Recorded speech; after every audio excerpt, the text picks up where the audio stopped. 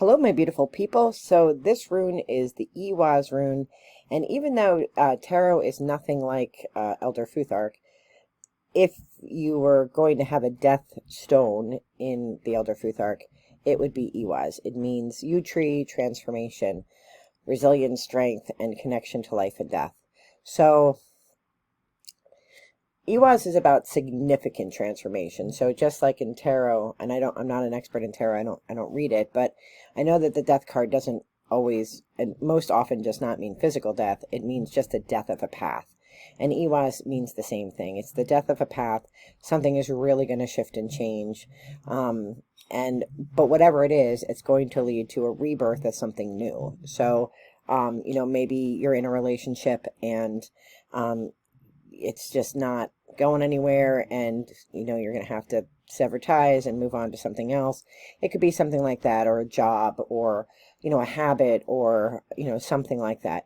So things that we journal about: strength and resilience. Where do you need strength and resilience?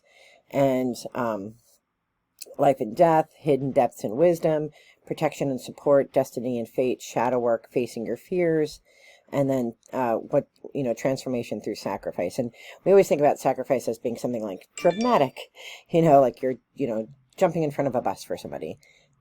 That's we've certainly faced more micro sacrifices in our lives, right? You can't go to this particular party because you have to do this other thing for your child, right? The tiny sacrifices, the micro sacrifices. So what can you write about? You can write about transformation and sort of the seeds that are being planted for you. You can look at what your inner strength and areas where you're strong, things that will get you through a situation when things go south. You can face the shadow and talk about the things that you are definitely afraid of. You can talk about how you navigate the unknown, what tools you have in your toolkit to do that. You can talk about the cycles of life and death and how they impact you. People who've left you, or even, things, hobbies, people in your life who've left your life, even if it's not through physical death, but just through, growing apart or whatever.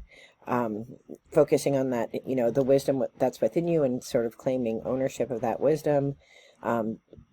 Looking at support and protection and ways to keep yourself safe. Are there rituals that you can do to ground you, to help you through difficult times? And then you can just think about how Eihwaz is speaking to you. What is it actually saying to you when you pull it?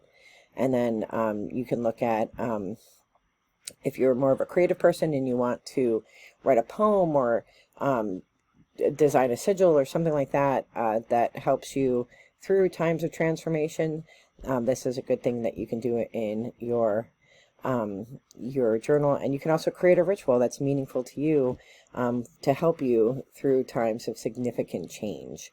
So that is what the Eihwaz stone means. And I will see you next for Perthrow.